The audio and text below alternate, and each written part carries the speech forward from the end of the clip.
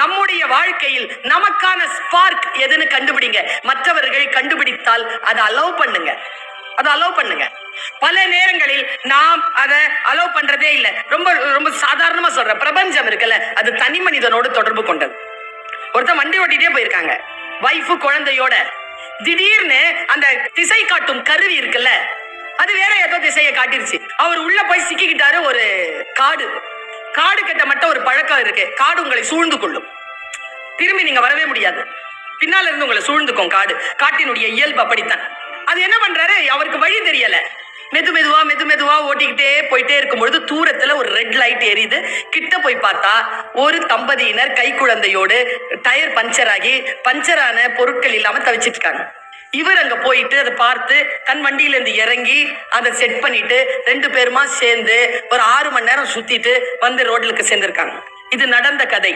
அப்போ அந்த ஜிபிஎஸ் உங்க வண்டியை ஏமாத்துச்சு. யாருக்கோ நீ உதவி செய்ய வேண்டும் என்றால் உன் ஜிபிஎஸ் உனக்கு தப்பா தான் வழிகாட்டும். ஆனால் தப்பாக வழிகாட்டினாலும் அதில் ஏதோ ஒன்றை, உங்கள் மனநிலை சுத்தமாக இருந்தால் இயற்கை அதற்கு என்று இருக்கும். இதை நீங்க நம்புங்க. இந்த எனர்ஜி இருக்குல்ல, நீங்க சாமியா நம்புறீங்களோ இல்லையோ, தனி மனிதனுடைய மன எண்ணங்களின் வலிமை அபரிமிதமானது. ஒரு சொல் போதுமானதாக இருக்கிறது. ரொம்ப பிளைனா சொல்ற ஒரு விஷயத்த, ஒரு ஜெனரேஷனுங்க, இதோ இந்த ஜெனரேஷனுக்கு இவங்க தான் பெரியவங்க பேச்ச கேட்ட கடைசி தலைமுறை. இந்த நண்டு, இந்த சிண்டு, இந்த அங்க வண்டு, அது பேச்ச கேட்க தொடங்கி இருக்கிற முதல் தலைமுறை. எங்க அம்மா எல்லாம் எனக்கு சுருதி பாக்ஸ் ஒன்று செட் பண்ணி வச்சிருக்கோம். அம்மா பசிக்குது, அம்மா பொட்டுன்னு ஒண்ணு, என்ன குரல் உயருது. இன்னைக்கு சாரி காமா பா தா நீ சால நிக்குது. அம்மா சாக்ஸ் எடுத்துட்டு வா, 8 மணி ஆயிடுச்சு, பஸ் வந்துரும். அறிவில்லா உனக்கு? இந்தாடா கண்ணம்மா, இந்தாடா வந்துட்டேன்டா செல்லமே, இந்தாடான்னு ஓடி வரீங்க. நாம எங்க அம்மாட்ட அப்படி பேசியிருந்தேன்னா இன்னைக்கு நான் உயிரோடவே இருந்திருக்க மாட்டேன். சாவடிச்சிருக்கோம் எங்க அம்மா, அடிச்சா சாவடிச்சிருக்கோம் எங்க அம்மா. டெரருங்க அது. இன்னைக்கு கூடங்க எங்க அம்மா கண்ணில் கண்ணீர் வந்துச்சுன்னா எங்க அப்பாவை நினைச்சிட்டு ஏதாவது அழுதாருன்னா அப்படியே நிப்பேன், என் கண்ணில் கண்ணீர் வந்துடும். அம்மா கிட்ட போக மாட்டேன், கிட்ட போனா செருப்புல தான் அடியும். இன்னைக்கு நான் எங்க அப்பாவை நினைச்சிட்டு நான் எழுதிட்டு உட்காந்துருக்கிறேன். என் பையன் வந்தான், நல்லா தானே இருந்த காலையில,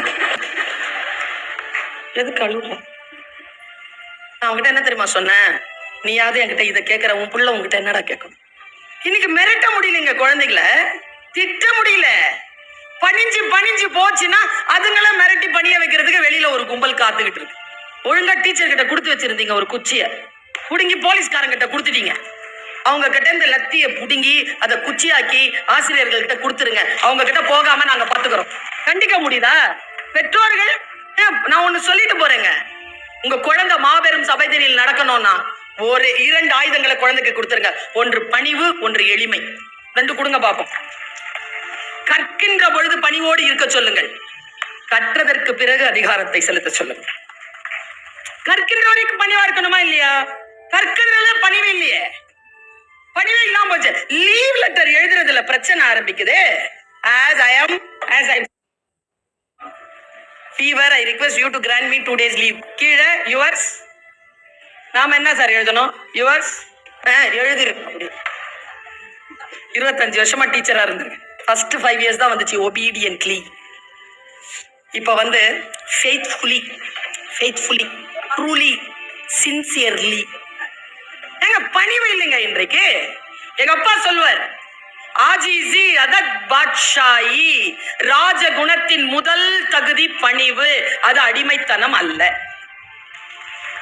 பணிவுடன் இருப்பது அடிமைத்தனம் அல்ல.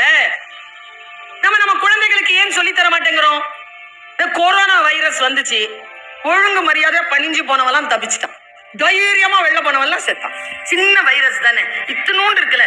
அஞ்சுவது அஞ்சாமை பேதமை. எதற்கு நீ அஞ்சு கொள்ள வேண்டுமா அதற்கு அஞ்ச.